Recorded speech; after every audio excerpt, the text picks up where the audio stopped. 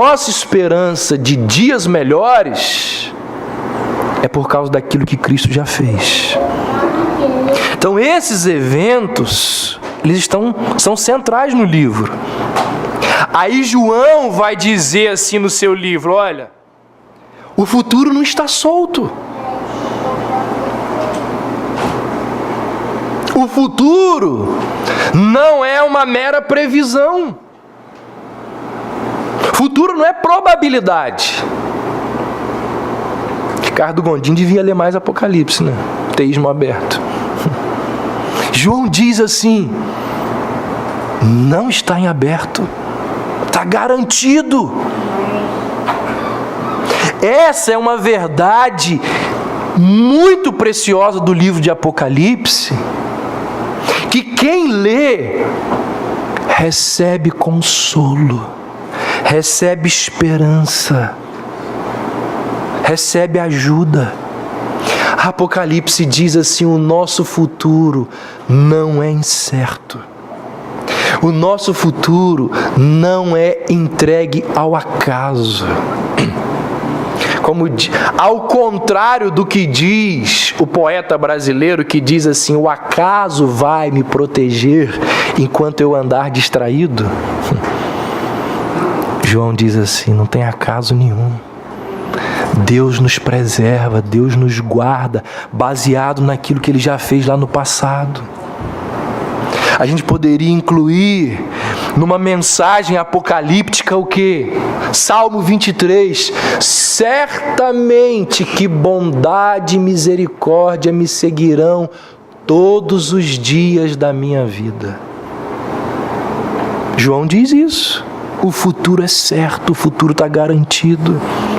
A gente poderia usar como interpretação dessa literatura apocalíptica a palavra de Paulo quando ele diz assim, aquele que começou a boa obra em vós, ele vai completá-la.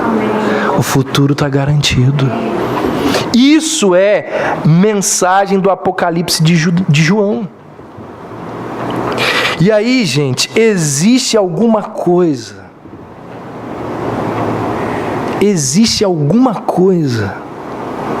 que a gente precisa saber,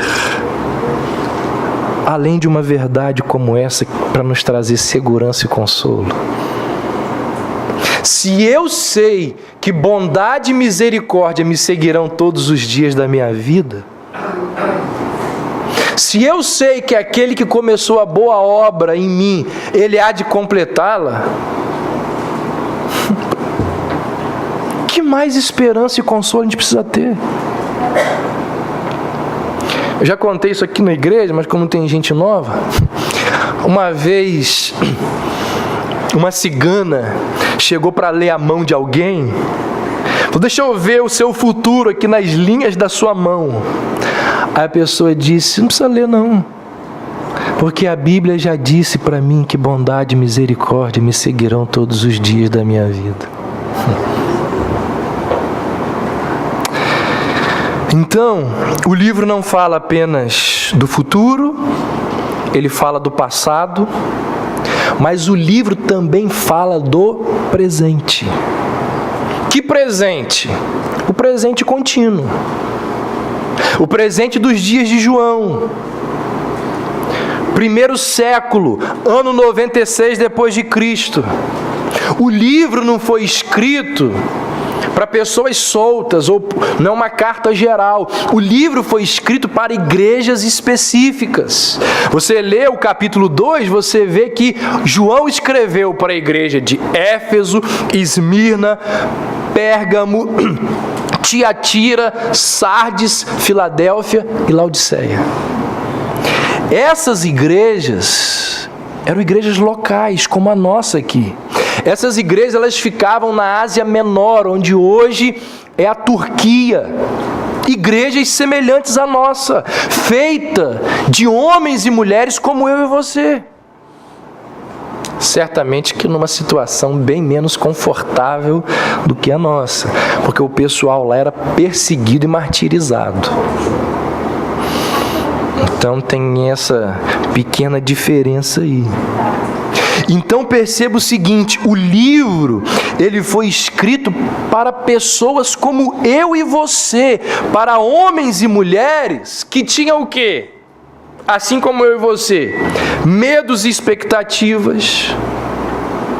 Homens e mulheres que tinham sonhos e dificuldades. Homens e mulheres que tinham os seus problemas, mas que tinham as suas esperanças. Então, o que acontece? O livro não se aplica apenas para o presente dele, mas o livro também se aplica para o nosso presente. Se aplica a cada um de nós, porque o que foi dito àquelas pessoas serve a mim e a você. Então o livro fala não só do presente dos cristãos das 7 igrejas da Ásia, mas do nosso presente. E claro, do presente de qualquer pessoa, em qualquer época da história. Afinal, os princípios que estão presentes nesse livro se aplicam a todas as eras. Então, quando você for ler literatura apocalíptica, bíblica, esse livro, lembre-se disso. O livro fala do futuro? Sim, mas fala também do passado e do presente. Quem não lê o livro com esse entendimento, com essa perspectiva, vai ter dificuldade na compreensão da sua mensagem. Verso 3 diz assim: bem-aventurados os que leem e também os que ouvem as palavras desta profecia e guardam as coisas que nela estão escritas, porque o tempo está próximo.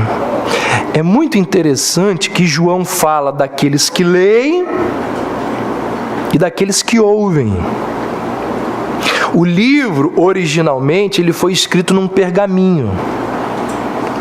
De alguma maneira, que nós não sabemos como, ele foi contrabandeado lá de Pátimos. João deu um jeito do livro sair da prisão. E chegou até as 7 igrejas da Ásia. E uma pessoa pegava lá o texto bíblico e lia o livro para todos que estavam ali assentados. Lia como? Revelação de Jesus Cristo, que Deus lhe deu para mostrar aos seus servos as coisas que em breve devem acontecer, e que ele, enviando por intermédio do seu anjo, notificou o seu servo João. E continuava, estava lendo.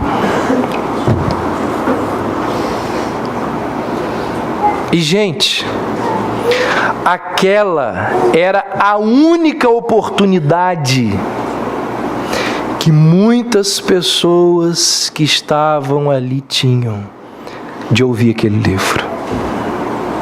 Muitos nunca mais teriam acesso àquele conteúdo que estava sendo lido. Até porque foi lido uma vez em Éfeso, não vai ficar em Éfeso, vai para outra igreja. Depois vai para outra igreja. Então o que eu estou querendo dizer com isso? Se o livro seria lido apenas uma vez para aquela congregação, vocês imaginem, mensagem que chegou para a nossa igreja vai ser lida no domingo, vinda de João, o apóstolo lendário, que está preso lá em Pátimos, conseguiu trazer. Vocês conseguem imaginar a atenção que aquelas pessoas prestavam a esse livro? Você pode conceber a concentração daqueles primeiros cristãos ao que estava sendo lido. Bem-aventurados os que leem e também os que ouvem as palavras desta profecia e guardam as coisas que nela estão escritas. Eu pergunto, será que quando o livro estava sendo lido ali, alguém pensava em alguma outra coisa a não ser na mensagem do livro? Será que naquele momento em que o livro estava sendo lido, alguém estava preocupado com o horário do almoço? O que eu vou fazer hoje à tarde? Eu tenho que adiantar algumas coisas. Quando o livro estava sendo lido, alguém estava preocupado com aquilo que estava para ser feito durante a semana? Quando o livro estava sendo lido, alguém ficava ali mexendo no celular? Bem-aventurados os que leem, bem-aventurados os que ouvem as palavras dessa profecia. Isso aqui é uma advertência a todos aqueles que ouvem, mas não ouvem. Ouve, mas não ouve o que está sendo dito. Tanto é que uma das repetições do livro de Apocalipse, o que é? Quem tem ouvidos para ouvir. Porque tem gente que tem ouvido e não ouve.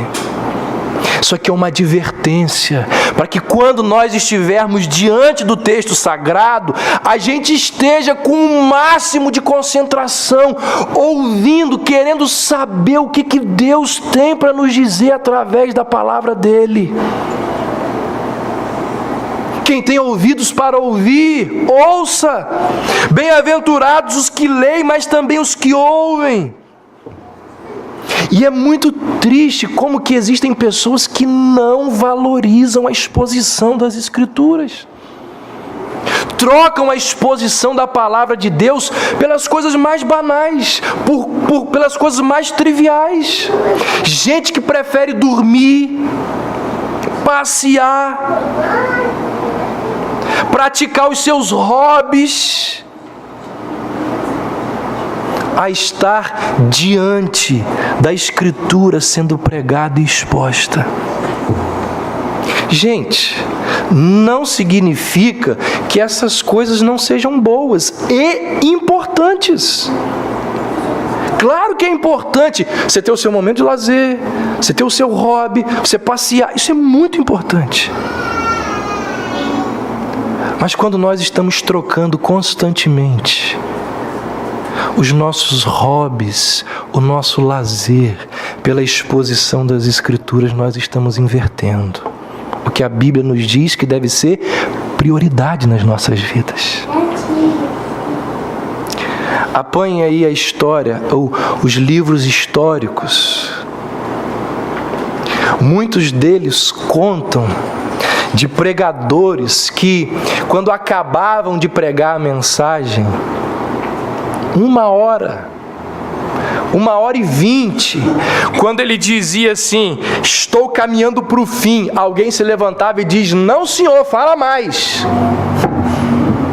O cara pregava 1 hora e o pessoal dizia assim: não nos mande embora apenas com 1 hora de pregação. Prega o que você preparou para domingo que vem, prega aí, fala mais, desenvolva mais o seu sermão. Você já imaginou uma coisa dessa? Acredite você ou não, isso já aconteceu em vários momentos da história. Mas certamente que as pessoas que diziam assim: prega mais, fala mais, elas não estavam preocupadas com o almoço. Elas não estavam preocupadas em ver o Fantástico depois do culto da noite. Elas não estavam preocupadas com nada além da palavra de Deus. João diz assim: feliz é aquele que ouve essas palavras. Porque essas palavras aqui, aí ele vai dizer, elas nos livram, elas nos guardam, elas nos dão esperança. Outra característica do livro de Apocalipse. Bem, agora eu posso ir até 12:30, né? Outra característica do livro de Apocalipse é que ele possui muitos recursos literários. E eu vou mostrar-lhes apenas um desses muitos recursos literários que existe no livro de Apocalipse, que é a questão dos números. Quem lê o livro de Apocalipse percebe que no livro inteiro possui muitos números. Mas o principal número do livro de Apocalipse é o número 7. O número 7 representa a perfeição. Existem 26 versos do livro de Apocalipse que falam direta e explicitamente do número 7. Além do uso explícito, direto, existe também o uso implícito e indireto do número 7. Por exemplo, existem 7 referências à vinda iminente de Jesus Cristo. Não é de forma direta, mas indireta. Existem 7 expressões bem-aventurados ao longo do livro. 7 vezes João fala da veracidade, da confiabilidade da palavra de Deus. 7 vezes João fala do Deus Todo-Poderoso. E uma coisa muito interessante que você talvez nunca tenha percebido: nos hinos de adoração ao Cordeiro e a Deus Pai, sempre existem 7 atributos de louvor. Olha aí o capítulo 5, no verso 12. Um hino de louvor ao Cordeiro. Diz assim o verso 12: eles proclamavam em alta voz: o Cordeiro que foi morto é digno de receber o poder, a riqueza, a sabedoria, a força, a honra, a glória e o louvor. 7 atributos de louvor. Capítulo 7, verso 12. Um hino de louvor a Deus Pai. Ele diz: louvor, glória, sabedoria, ações de graça, honra, poder e força sejam dados ao nosso Deus pelos séculos dos séculos.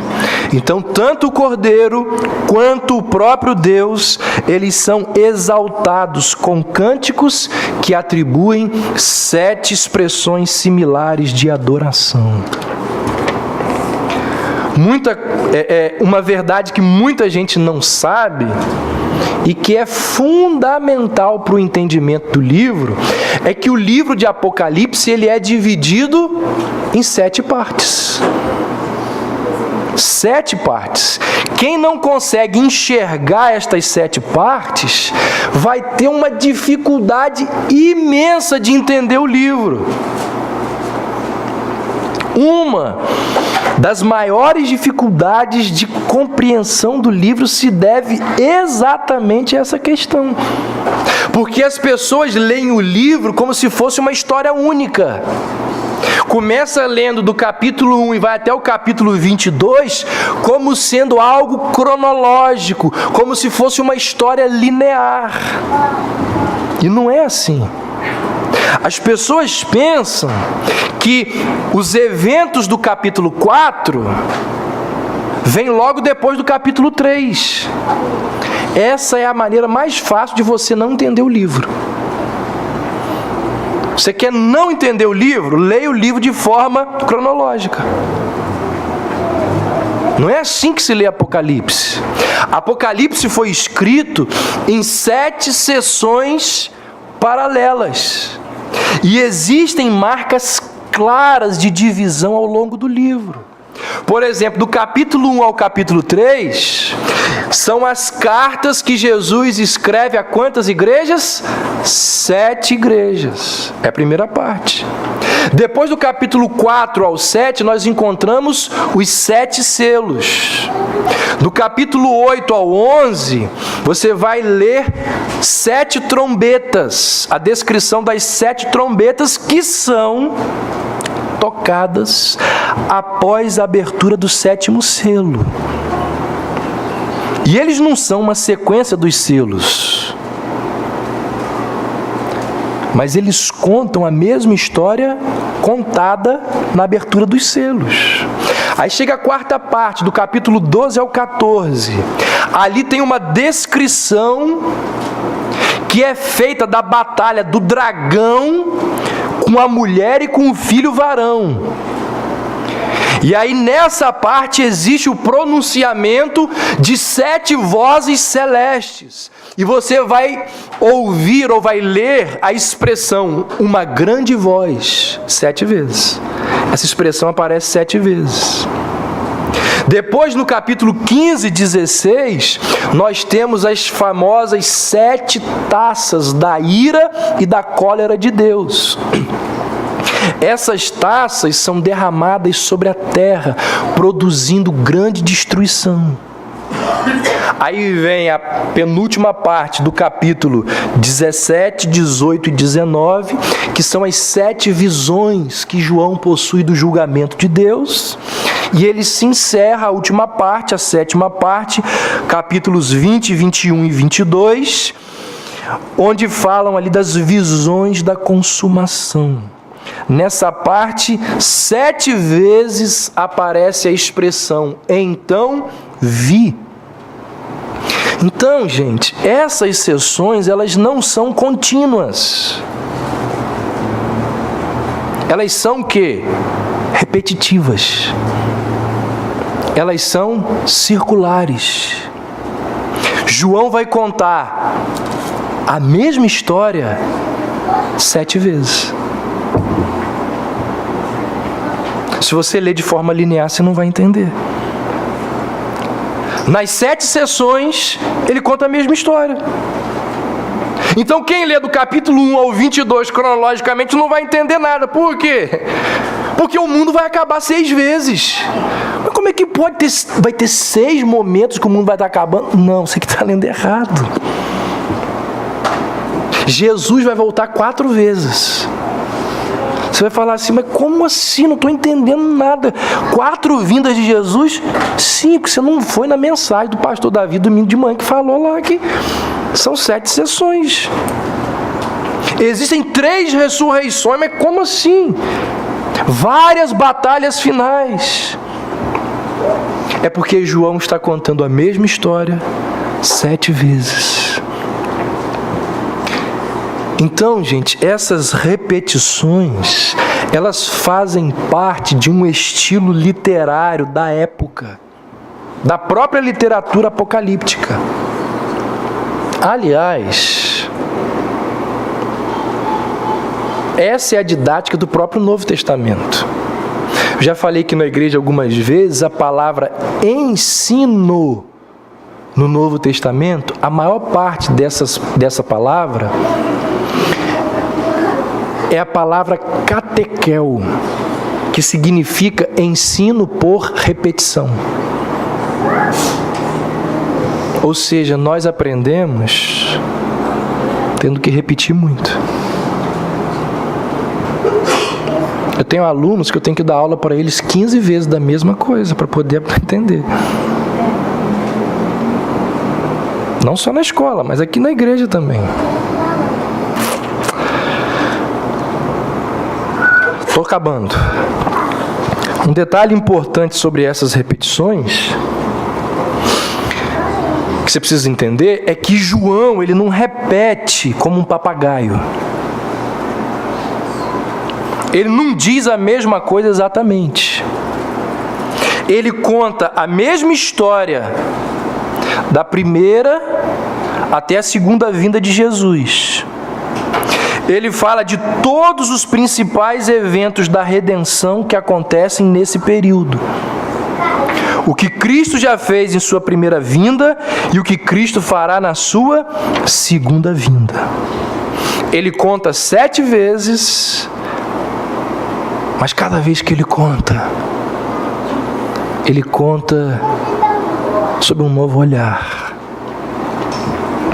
É como você vê um filme 7 vezes. Na segunda e na terceira vez você vê detalhes que você não viu na primeira. Livros. Você lê o livro mais de uma vez, você lê assim e fala, como que eu não vi isso aqui a primeira vez? Apocalipse é isso. Quem lê Apocalipse dessa perspectiva consegue enxergar melhor a mensagem do livro. 2 palavras finais. Primeiro, O livro de Apocalipse, gente, ele nos convida a termos uma visão do todo. Se ele fala do passado, do presente e do futuro, João está dizendo para o leitor: olhe para a história como um todo. Tenha uma visão panorâmica da história. E quem olha para a história de forma panorâmica consegue perceber uma das verdades mais consoladoras do livro. Quem olha para a história de forma panorâmica percebe o seguinte: a vitória de Cristo, ela não está no futuro. A vitória de Cristo já vem acontecendo desde o passado. João está dizendo: olha, a vinda, a vida, a morte e a ressurreição e a ascensão de Cristo já nos garantiram a vitória. A vitória de Cristo, ela não vai acontecer no futuro. Cristo já venceu. Por isso que o poeta, ele disse lá naquele hino, pelo menos essa parte eu concordo com ele, que a outra é pré-milenista. Ele diz assim: vencendo vem Jesus. Vencendo vem Jesus. Quem olha para o livro e tem essa visão panorâmica, sabe do seguinte: olha, Jesus não vai vencer. Já venceu. A vitória já é certa. O pessoal que está lutando contra a gente, coitados, eles não sabem que já perderam o jogo. Já estão derrotados. Então, uma das mensagens principais do livro de Apocalipse, para quem enxerga de forma panorâmica, é essa: irmãos, não importa o que nos aguarda no futuro. Não importa. Cristo já venceu. Por isso que Paulo disse: olha, eu sou mais do que vencedor, por causa de Cristo Jesus. Vencendo vem Jesus. E a segunda e última palavra. Eu fechei aqui, vamos abrir aí o último livro, o último verso, lá de Apocalipse 22. Aliás, o penúltimo, Apocalipse 22, 20.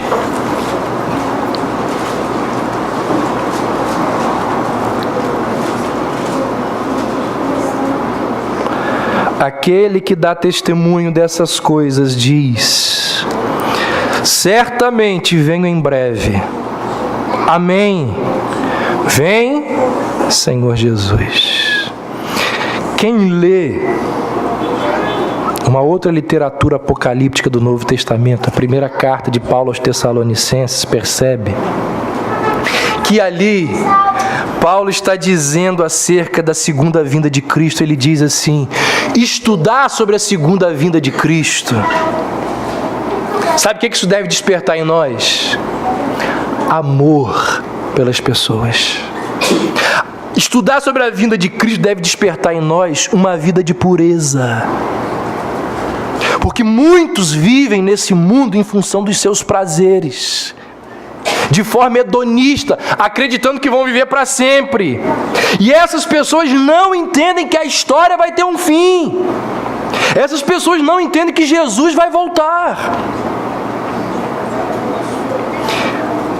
Estudar a vinda de Cristo deve despertar em nós um desejo de viver aqui nesse mundo de uma forma que agrada a Deus, diz Paulo.